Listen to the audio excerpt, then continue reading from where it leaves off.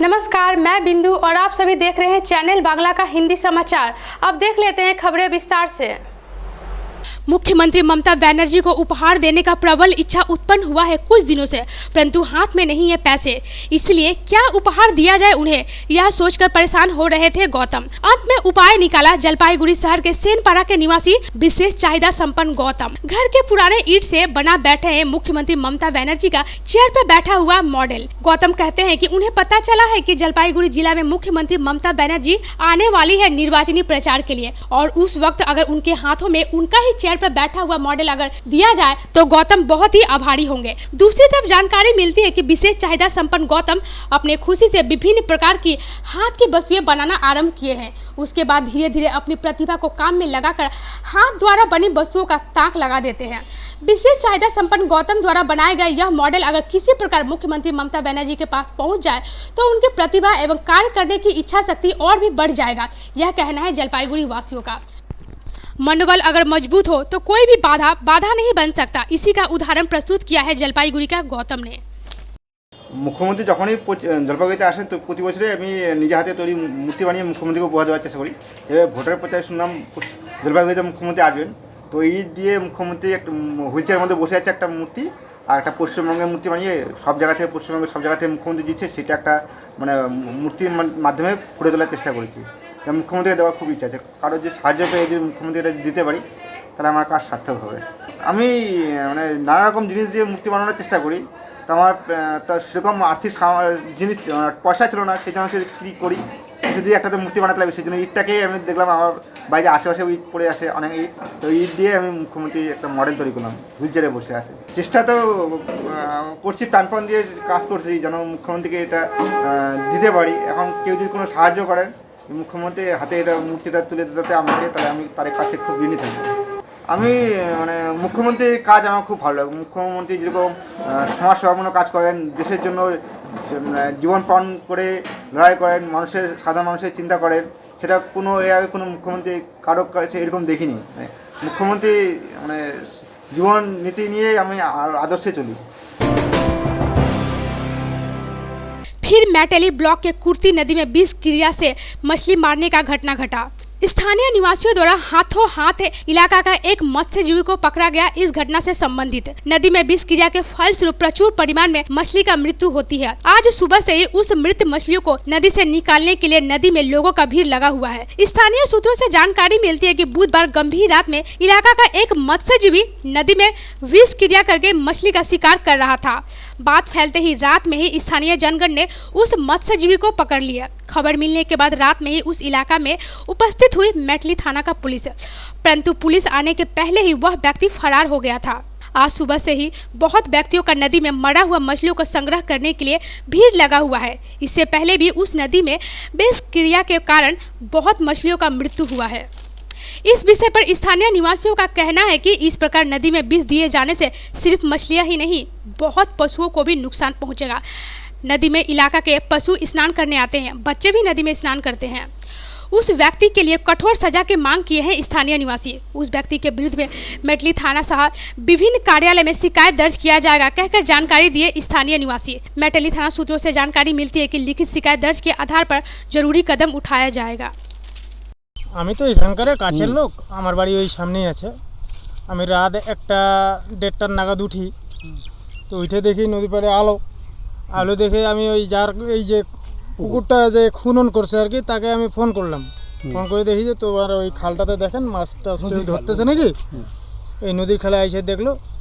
তো আমরা মোটামুটি 3 জন ছিলাম, 3 জন এসে দেখি চোরটা দেখে তো ধরা পড়ে গেলো আমাদের সামনে। তো ধরার পরে ওই ছেলেটার নাম জহিরুল ইসলাম। ওরা দুই ভাই ছিল, এক ভাই আগে পালিয়ে গেছে আর এক ভাই ধরা পড়ে গেল। বাবার নাম হচ্ছে শফিকুল ইসলাম, একজন জহিরুল ইসলাম আর দুলু হক। এরা 3 জন ছিল, একটা বউ সঙ্গে ছিল, ওই জহিরুল ইসলামের বউ ছিল সঙ্গে। ওরা তো পালিয়ে গেছে। তো আমরা এসে দেখি বহু ছোট ছোট মাছ, বড় মাছও ছিল, বোয়াল মাছ আমরাও একটা পাইছি, বোয়াল মাছটা নিয়ে গেছি। তো এই সমস্ত মাছ পাওয়ার পরে আমরা আবার ওই দল থেকে 2-3টা দল আছে এখানে, বিজেপি আছে, সিপিএম, টিএমসি, সবাই এক জায়গায় হয়ে সবাই একটা আলোচনা করে দেখা গেলো যে কেস করাই ভালো হবে, তো আমরা কেস করে ডায়েরি পাঠিয়ে দিলাম। তা ওরাও ওইভাবে মাছ মারে, কিন্তু ওরা তেল দিয়ে মার মারে, এর আগেও তেল দিল, আজকেও তেল দিচ্ছে। অনেক বাচ্চা কাচ্চা এই নদীতে স্নান করে, নদীতে অনেক গরু বাছুর, হাজার হাজার গরু ছাগল এখানে জল খায়। তা আমরা এটাই ভয় পাচ্ছি যে এরকম যদি দুর্ঘটনা আবার বারবার ওই পরিবারটা যদি করে থাকে, তাহলে তো আমাদের এখানে বাঁচাই মুশকিল হয়ে যাবে। আমি প্রশাসনের কাছে দৃষ্টি আকর্ষণ করতেছি, প্রশাসনকে আমরা অনুরোধ করতেছি কঠোর কঠোর শাস্তি হোক, দৃষ্টিমূলক শাস্তি হোক। बाजार करके घर जाने वक्त एक वृद्धा के हाथ से बैग लेकर 9-2-11 हो गया एक रिक्शा वाला। हैरत अंगेज यह घटना घटा है बुधवार सुबह इंग्रेज बाजार शहर के सिंहतला इलाका में। इस विषय को लेकर उस वृद्धा ने गुरुवार इंग्रेज बाजार थाना में लिखित शिकायत दर्ज किया। स्थानीय एवं पुलिस सूत्रों से जानकारी मिलती है कि इंग्रेज बाजार के सिंहतला इलाका का निवासी प्रतिमा दे आज सुबह अपने दीदी का पेंशन चालू करने के लिए इलाका के काउंसिलर अशोक दास के घर पर जाती है। उसके बाद प्रतिमा दे अपने दीदी के लिए रेसिडेंशियल सर्टिफिकेट लेने के बाद मकदमपुर बाजार आती है बाजार करने के लिए एवं बाजार करके घर लौटने के लिए एक रिक्शा पर उठती है। फिर घर के पास रिक्शा से उतरकर पैसे का बैग रिक्शा वाले को पकड़ने के लिए देती है, फिर भूलकर अपने घर के भीतर ढुक जाती है। उसके बाद अचानक उस बैग का याद आने पर बाहर निकलकर देखती है तो रिक्शा वाला बैग लेकर इलाका छोड़कर भाग गया है। थाना में आकर वृद्धा प्रतिमा दे कहती है कि 74 वर्षीय उनकी दीदी माया दास रायगंज के देवी नगर में रहती थी। चलती वर्ष के जनवरी महीना में अचानक शारीरिक अस्वस्थता के कारण प्रतिमा दे का जीजाजी काली कुमार दास गुजर जाते हैं। काली कुमार दास जल संपत्ति के कार्यालय में नौकरी करते थे। उनके मृत्यु के बाद उनकी पत्नी माया दास को कितने महीने से पेंशन नहीं मिल रहा था, इसलिए पेंशन की कागजात ठीक करने के लिए 2 दिन पहले प्रतिमा के घर आती है माया दास और अचानक इस प्रकार का घटना घट जाता है। उस बैग में माया दास का आधार कार्ड, पेंशन के कागजात के साथ साथ नगद 700 रुपये थे। जरूरी कागजात खो जाने से रो पड़ती है माया दास। कागजात नहीं मिलने पर उस वृद्धा का पेंशन नहीं चालू होगा। इंग्रेज बाजार थाना का पुलिस इस विषय को लेकर छानबीन पर उतर गई है। আমি বাড়ির কাছে ওই এর থেকে বিস্কুট বেকারি কাছ থেকে উঠলাম। কোথা থেকে? ওই মুকদমপুর বেকারি কাছ থেকে। ওখানে কিসে উঠলেন? রিক্সায়। রিক্সায় উঠে ওখান থেকে আমি ওইখানে যে ছিল ওই যে গার্ডগুলো থাকে ওনারাই উঠিয়ে দিলেন। হ্যাঁ, আমাকে উঠিয়ে দিলেন। ক্যারি ব্যাগটাও আমার হাতে ছিল। আমি আমার বাড়ির কাছে নেবে আমি ঘরের ভিতরে গেছি, তখন দেখছি আরে লাল ক্যারি ব্যাগটা কই রে রাখলাম। ও তখন ওর ছেলে বলছে যে না রাখিসনি। তখন আমি সাথে সাথে বেরিয়েছি, বেরিয়ে রিক্সাওয়ালা বেরিয়ে গেছে, নিয়ে পালিয়ে গেছে। আচ্ছা, আমাকে ডেকে ফেরত দেয়নি। ব্যাগে ছিল 600 টাকা আর ওর ভোটার কার্ড, তারপরে ওইখানকার যা কাগজপত্র এগুলো ছিল, আধার কার্ড। देवाल लिखन को लेकर हड़कंप मच गया है धूपगुड़ी में। मृत व्यक्ति के सिग्नेचर का नकल करके देवाल लिखन का आरोप उठा तृणमूल कांग्रेस के विरुद्ध में। धूपगुड़ी पौर सभा के 6 नंबर वार्ड के विवेकानंद पाड़ा का एक मृत व्यक्ति का सिग्नेचर का नकल करके देवाल लिखन का आरोप उठा है तृणमूल कांग्रेस के विरुद्ध में। यद्यपि इस विषय पर तृणमूल कांग्रेस का आरोप है कि यह विषय निर्वाचन कमीशन देखेगा, कोई राजनीतिक दल नहीं। जानकारी मिलती है कि वह व्यक्ति 3 वर्ष पहले गुजर गए हैं। आरोप है कि उस व्यक्ति के सिग्नेचर का नकल करके अनुमति पत्र लिए हैं तृणमूल कांग्रेस। बुधवार सुबह दलीय तृणमूल कांग्रेस के प्रार्थी समर्थन पर दीवार पर लिखन करने वक्त हलचल मच जाता है। इस विषय पर धूपगुड़ी टाउन मंडल के संपादिका रेशमीधर चौधरी कहती है कि जिसके घर के दीवार पर लिखा गया है वह व्यक्ति 3 वर्ष पहले गुजर गए हैं। यहाँ तक कि जिस स्त्री का नाम लिखा गया है वह भी गुजर गई है। इस प्रकार अनुमति कागज जमा करके दीवार पर लिखे तृणमूल कांग्रेस।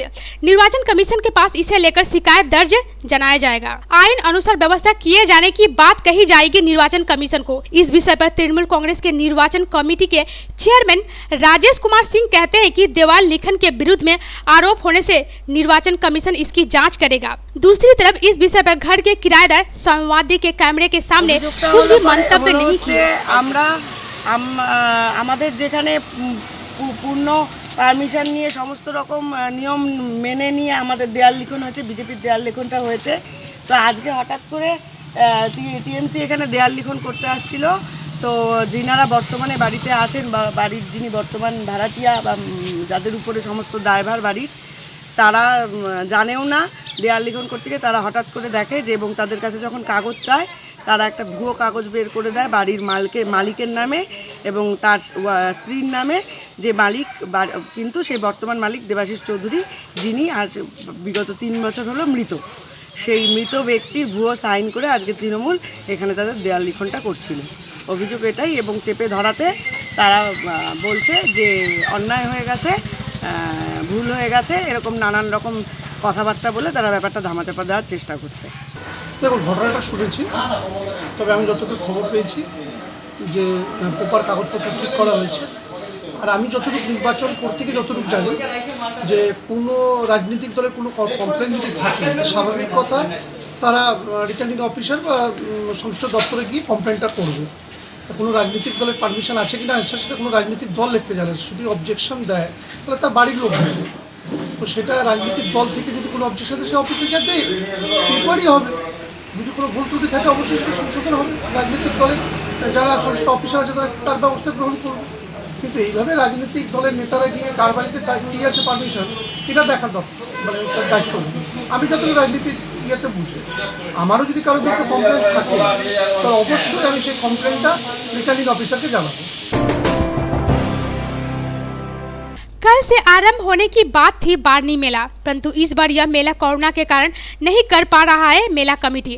42वां बारनी मेला मोहित नगर के गौड़िया हाट में इस बार भी नहीं हो रहा है। कोरोना विधि मानकर सिर्फ आयोजित होगा बारनी स्नान। गौड़ी हाट उत्तरमुखी करला नदी के किनारे उत्तर बंगाल का विख्यात गौड़ी हाट बारनी मेला आयोजित होता था। पिछले वर्ष कोरोना के कारण ही यह मेला आयोजित नहीं हुआ। इस वर्ष भी कोरोना प्रभाव के कारण प्रशासन के अनुरोध पर यह मेला नहीं किया जाएगा।